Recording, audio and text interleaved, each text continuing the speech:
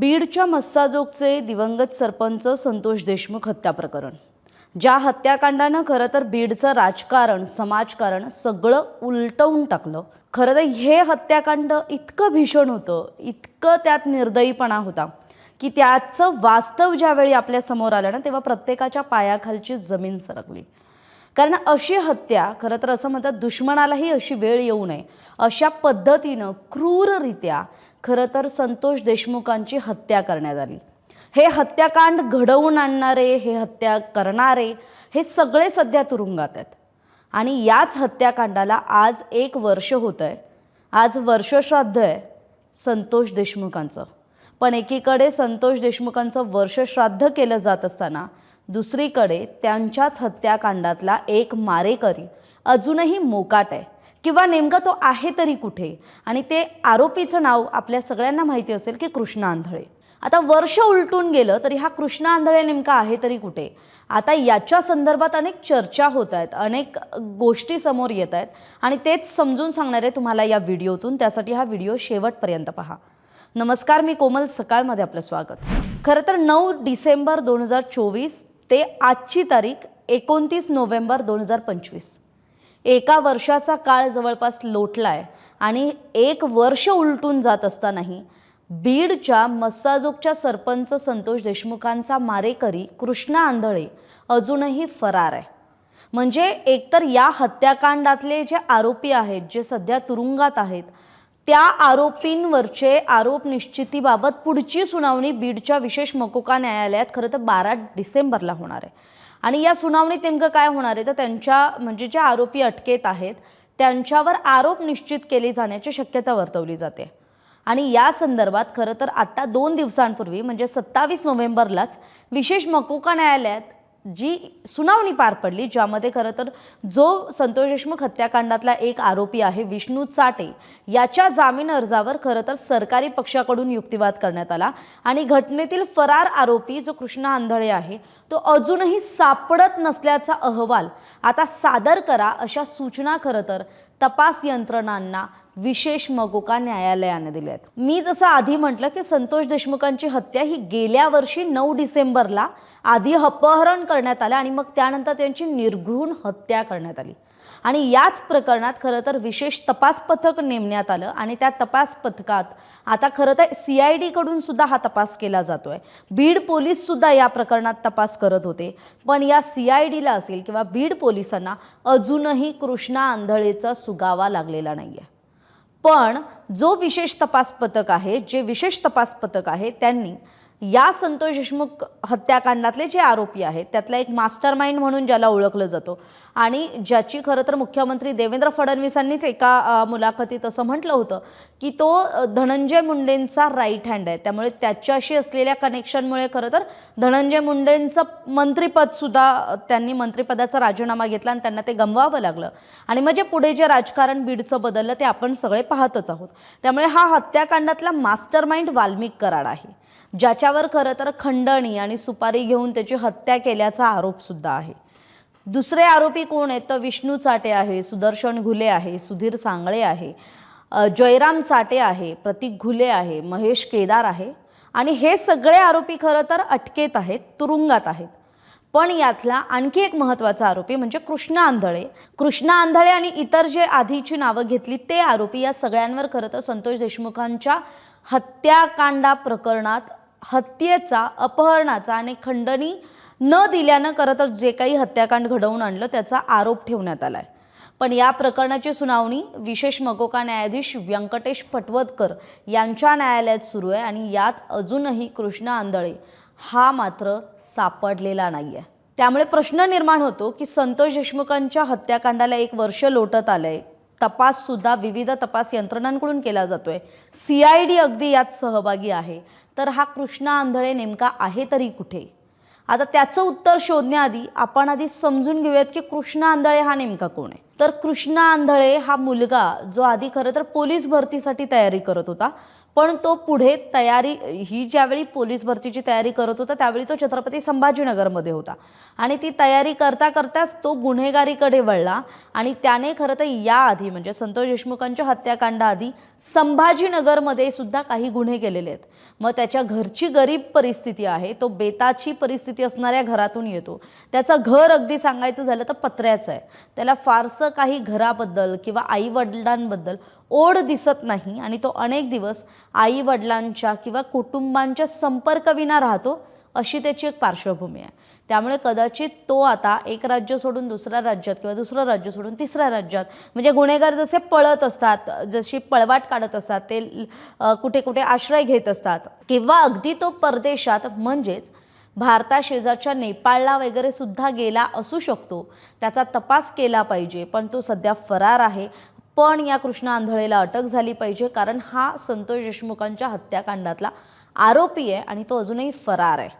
आता ही सगळी माहिती कोणी दिली होती तर मागे म्हणजे जवळपास या हत्याकांडाला ज्यावेळी 2 महिने उलटत आले होते त्यावेळी खुद्द आष्टीचे भाजप आमदार सुरेश धस यांनी याविषयी खरं तर माहिती दिली होती.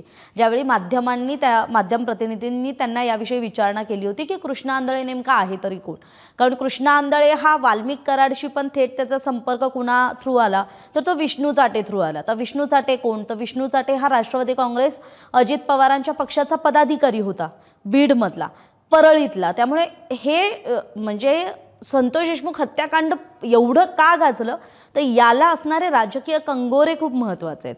म्हणजे बीड जिल्ह्यातून परळीतून मुंडे कुटुंब हे अगदी प्रतिष्ठेचं आहे. बीडमधलं मानाच्या प्रतिष्ठेतल्या कुटुंबांपैकी एक आहे आणि याच कुटुंबातून धनंजय मुंडे येतात आणि धनंजय मुंडेंचंच खरं तर कनेक्शन इथे समोर आलं की धनंजय मुंडेंचा राईट हँड असणारा वाल्मिक कराड हा या हत्याकांडाचा मास्टरमाइंड असल्याचा आरोप होतोय.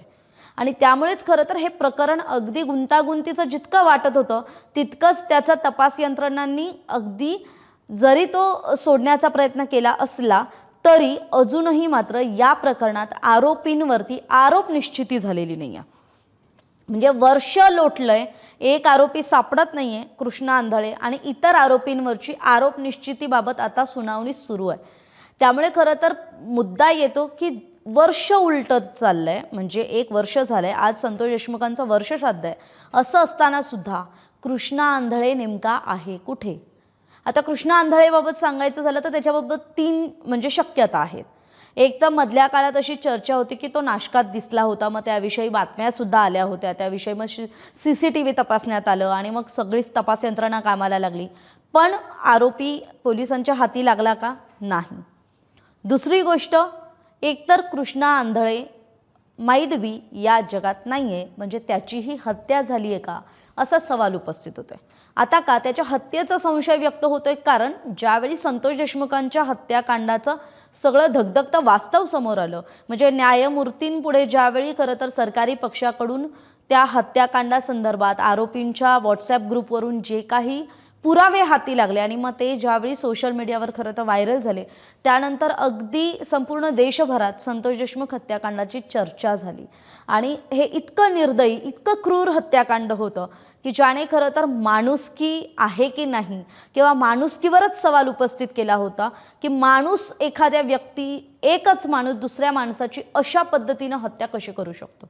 आणि मग हा हत्येचा संशय बळावत गेला, कारण कृष्णा आंधळे हा आता वर्ष लोटत आलं तरी अजूनही सापडत नाही आहे.